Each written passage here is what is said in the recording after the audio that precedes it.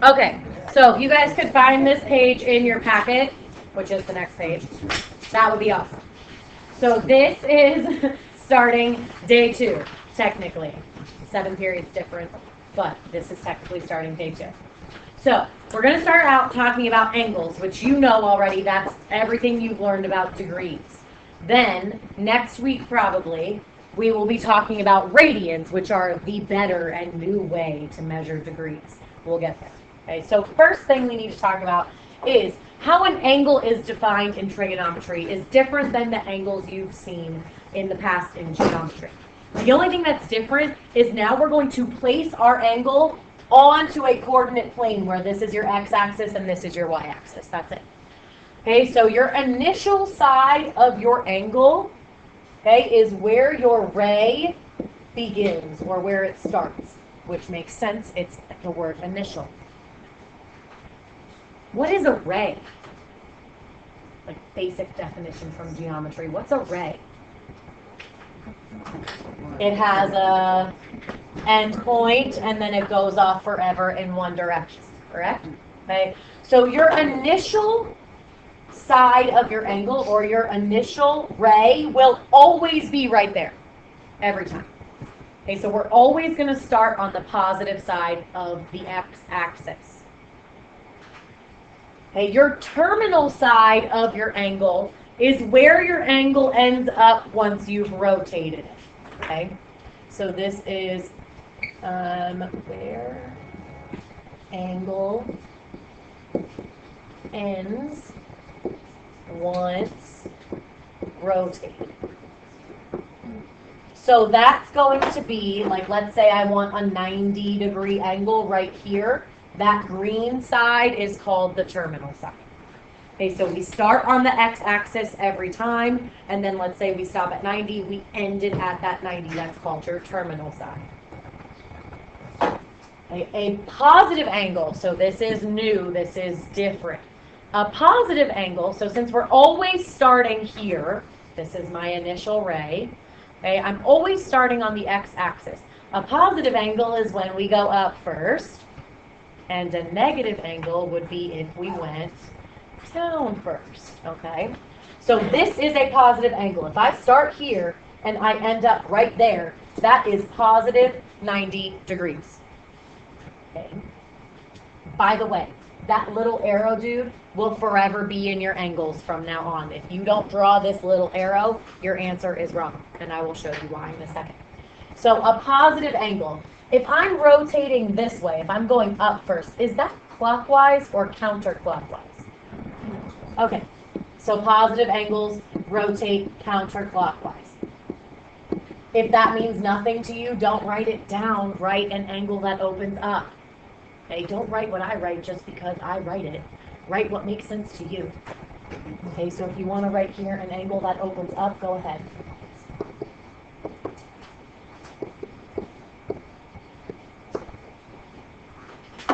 Okay, what about a negative angle? What do you think a negative angle is?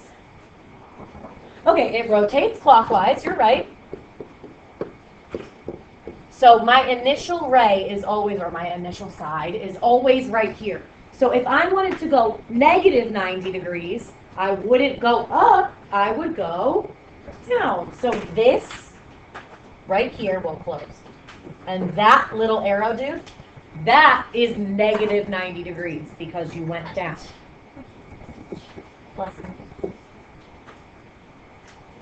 So this is a positive angle, and this is a negative angle.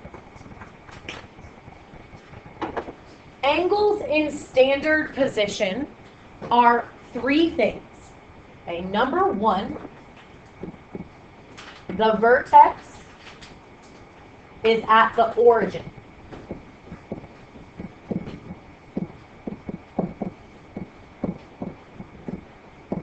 So that's both of these angles right here. That vertex should always be on your origin.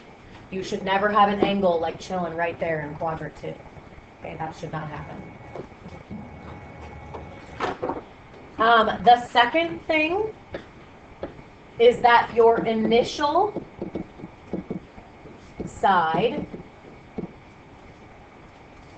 is always on the positive x-axis, which is what we've been doing. I know there are not enough lines there, and it's probably driving you crazy. It's driving you crazy.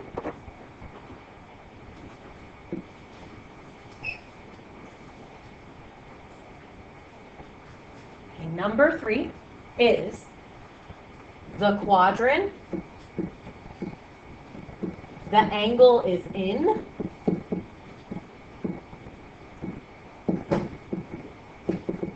Is where the terminal side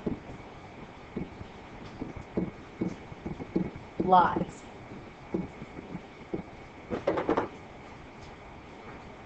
So that means, let me draw a new x and y axis. If I graph that angle, what quadrant is that angle in? 2, because the terminal side right here is in quadrant 2. Do you remember quadrant 1, 2, 3, and 4? Yes, we use Roman numerals.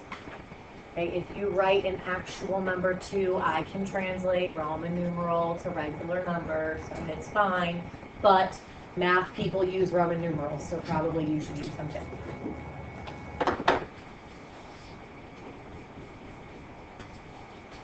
So both of these angles right here are in standard position. And it just kind of makes sense. It looks pretty. That's where it should be. Okay, so if we're going to talk about measuring angles, because we don't have like a protractor anymore, we're not in geometry, okay, we're going to use our x and our y axis. So if my initial side is right here, that is 0 degrees. Okay, you're always going to put a 0 degrees right here. If I take that ray and I rotate him all the way around and he ends up right back where he started, how many degrees do you think that is? Why? It's a circle. So every time you label an x and y axis a coordinate plane, you will always have 0 degrees and 360 degrees right there. So that is complete rotation is 360 degrees. Okay, let me get rid of this. What if I only go a half rotation and I end up with my terminal side right there? How many degrees is that? 180, okay, because half of 360 is 180. And it's also a straight line, and there are 180 degrees in a straight line, or a straight angle. Okay, let's go to a quarter rotation. So if I'm going to take my ray, my green ray, and I'm going to rotate him 1/4 of the way around, how many degrees is that? Just one. I'm doing 1/4. Let's do 1/4 first. It's easier. What's 1/4? 90, right here. So this 1/4 rotation is 90 degrees. And then, yes, the last one. If I went 3/4 of the way around and I ended up here, how many degrees is that? 270. How did people get 270? Add 90 to 180, and you get 270. Okay, there will be moments in time where we rotate around more than once. So you will have angles bigger than 360. And we will just have to keep drawing cute little arrow dudes all the way around forever. So, when you are graphing angles or sketching angles, you should always label your axes first. Okay, so this is always 0 and 360. What is this one? 90. This is 180. And this is 270. Those are all degrees. I get really lazy and I just put little dots for degrees. That's fine. You can do that too. You do, however, have to put the dot because later we will be talking about radians, and radians have no dot or no degree symbol. So make sure you put your degrees. If we're sketching 55 degrees, what quadrant is that going to be in? quadrant 1 because it's going to be between 0 and 90. I'm not looking for you to be perfect. That is fine.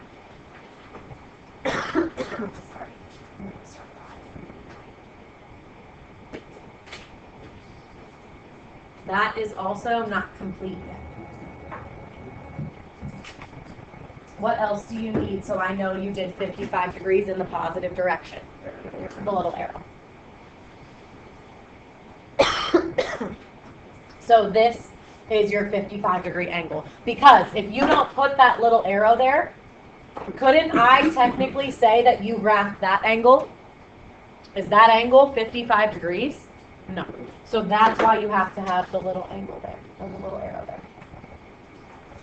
We're skipping negative 180. I want to do all the positives first. So let's go to 280. What quadrant is 280 going to be in? Okay, good. So this is 90, 180, 270, and then I haven't gotten to 280 yet. So 280 would be about here.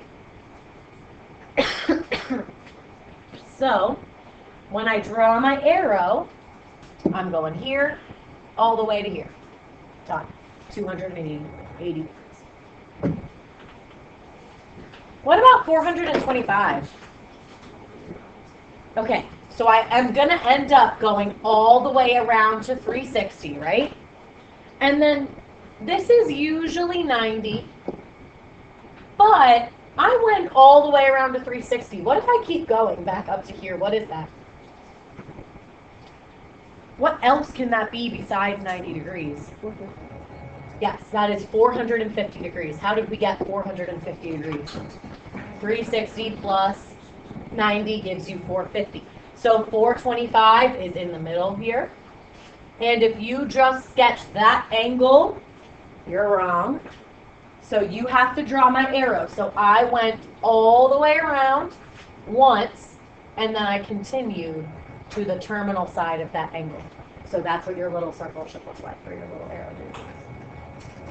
I am an evil person, so sometimes I'll give you these angles and watch you just go like this for like an hour. So that will happen. What about negative angles? What do you know about negative angles? They don't open up, they open down. So negative 180. When you're labeling your axes for negative angles, this ends up being what? What did we say it was? It's up above somewhere. You can see it on your paper. What did I say this was? Negative 90. So this is negative 90. This is negative 180. And this is negative 270. Those switch. Okay? Now, you're like, okay, can you just graph the angle? Because what is this angle? It's negative 180, so it's just on the x-axis. Which way is your little arrow dude going to go? Down, because it's negative.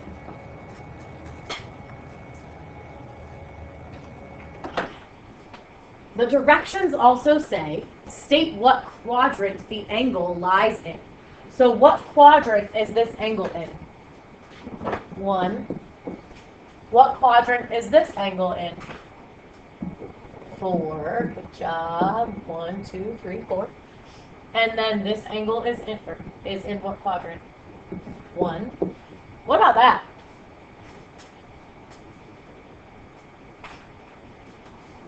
It's not in quadrant 3 because it's like on the line. Is it in quadrant 2?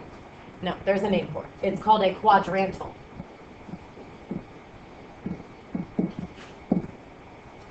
So if you are on the x-axis or on the y-axis, you are called a quadrant. I'm going to stop there. And I'm going to give you the next 5 minutes to maybe look at your homework and ask me some questions. There is something on the homework that I feel is particularly difficult, but you are juniors and seniors, so I'm not going to hunt you down. I am here for 4 minutes now. You can ask me questions. Okay.